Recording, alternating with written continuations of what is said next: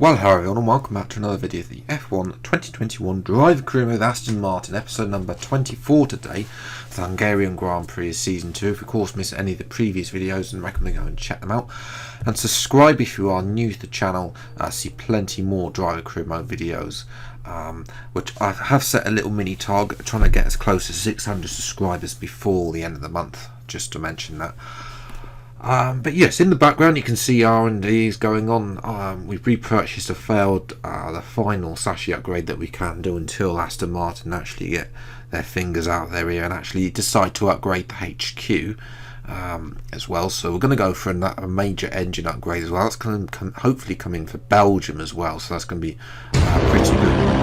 Okay, straight, and it's raining at Hungary, just to add some more spanner in the works. The fact that I don't know what it is, but since F1 2020, the middle sector at Hungary, I'm always about 0.8 of a second slower than the AI, or so.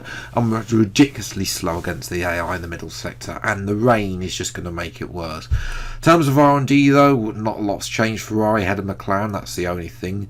Doubt they'll actually be like that on track. Williams ahead of AlphaTauri as well on that little chart there. But moving to qualifying then, it's dry, so we've got to have a wet setup on because it's intermediates for the full race, which means it will be a no-stop strategy, unfortunately. We'll get to that in a little bit. But first to qualify then in a bone-dry Hungary. And, well, I've been an idiot. I haven't applied the fresh power units. And, well, yeah. I've forgotten to change the power unit over at the end of practice, and that's this might not be the first time this week that this happens. But anyway, it doesn't matter anyway because I was going to take a new powertrain at some point. I think trying to stretch it. Not only that, Vettel's 14th, so the fact of the matter he's there. Verstappen looking good a lot again. I think that simulating this is just a little bit not realistic representation, unfortunately. So yes, well, we'll see what we can do. Last on the grid, it's time for the race. Well, on the upside, after that qualifying, things can only improve. You need to start thinking about how to pluck a halfway decent result out of this mess. It's race day in Budapest as we get ready for another round of the Formula One World Championship. We don't expect too many retirements at this track. There are plenty of current and former drivers with flawless finish rates here. In particular, Ralf Schumacher. He made it across the line in all 10 of his Hungarian Grand Prix starts. The Hungaro Ring, it's like Monaco without the boats. 14 corners, 6 to the left and 8 to the right, and some very tricky corners to deal with. These rainy conditions out there aren't going to help either, so it's very likely we'll see a safety car or two during today's race. Now, Anthony Davidson, I wonder, might we be in for some early pit stops today for the midfield teams, all trying to put some pressure on or disrupting things for the leaders up front? If you're in the middle of the pack, you got your own race to run, I don't think they're going to be thinking about causing trouble up front. However, closer to the head of the pack, don't be surprised to see some split strategies. If you're running second and third, for example, bringing one car in for an undercut while leaving the other one out there longer can put a lot of pressure on the leader and maybe force them into an error.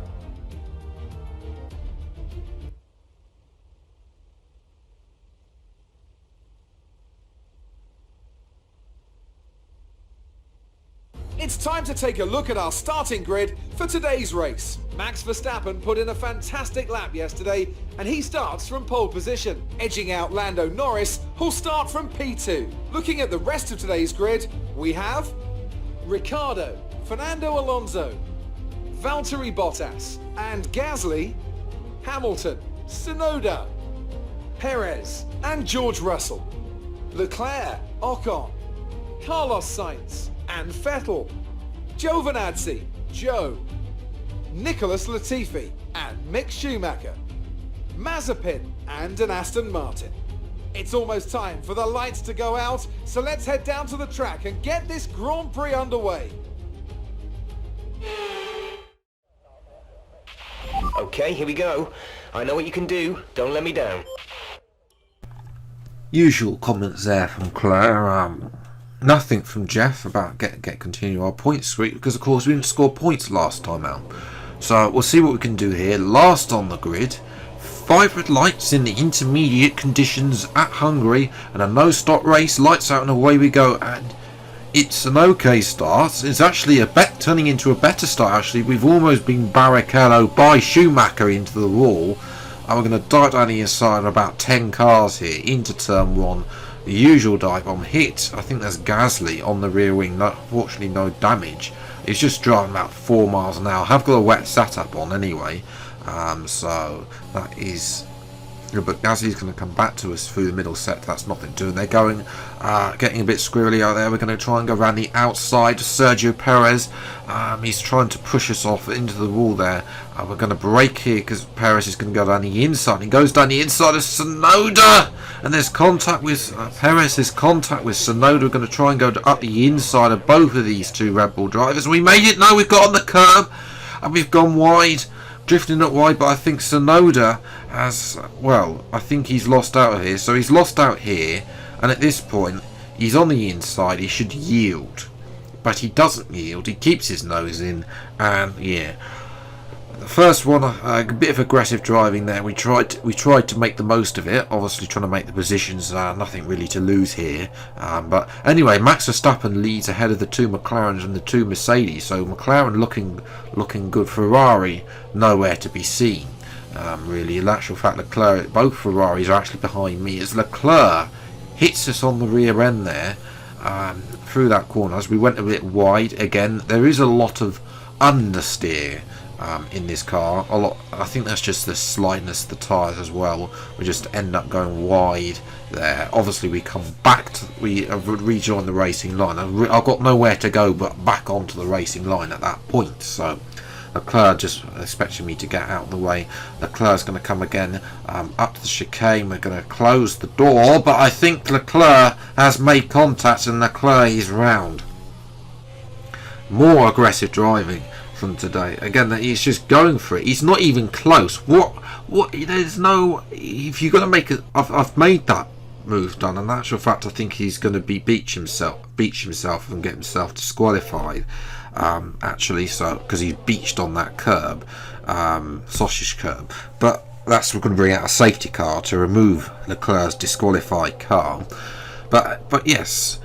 To make that move, you have to be alongside the car into the braking zone. He was nowhere near for me. But let me know what you think in the comments below. But we're going to get under restart then. Gasly's got a 5-second time penalty, presumably for undertaking over yellow flags or something when Leclerc had ghosted himself being beached on the curb. We tried to get Perez on the restart, but we just really haven't got any pace at all in this car around this circuit. So and you can see here already Perez is pulling away. Gasly's going to get Schumacher up to 10th there. He hasn't got a penalty as we've spotted the Gasly this time. I'm going to give him a little bit more space over the curb. But Gasly's round. I didn't feel the contact, but I gave Gasly more space than I did Leclerc, because unlike I didn't see Leclerc come in, I did see Gasly, but he hits the inside the curb and that just forces him to me. So I think that's 3 of them there, and that's 3 that have happened to him. So watching now, we're now starting to make, there's a little bit of damage on our wing visually there, but it's a no stop race. We're going to carry on. There's 2 Hasses and 2 Williams are behind us, so we're just able to open the floor, and that was pretty much the race, the second half of that race. Nothing absolutely at all happened, at all. No overtakes at all, because Mazitwat slowed everybody up. The drivers that did pit, like Leclerc, Gasly, who fell behind after that. So we come home then in the end for P8. So I think that's that from the back of the grid.